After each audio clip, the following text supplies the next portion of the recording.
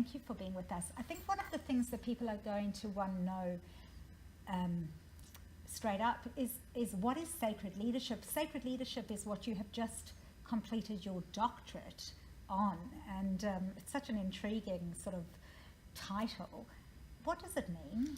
Yes, well, for us, it's about sacred. The word sacred is chukapa, which means the sacred business, you know, the law by which you live, the value system, the spiritual system.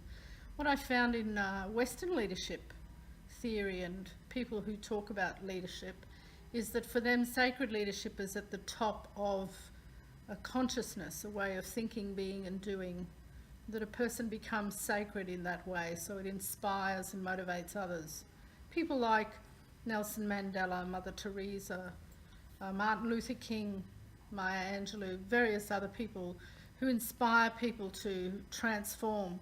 But leadership is about everything we do in daily life. A mother can be a leader to, you know, she's a leader to her children, to her family.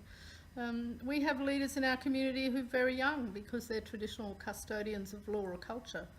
But sacred leadership comes out of Western leadership theories, particularly Harvard professor Robert Kegan, who developed theories around consciousness and that people are at certain levels of consciousness, and sacred being one of the highest ones.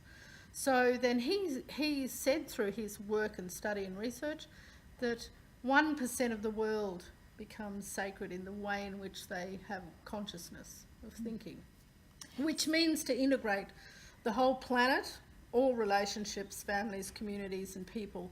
So the way you act and the way you be in the world has an impact on everything around you. So it's an acknowledgement that I have an impact on the environment, on the animals, on the land, on the food, on the population.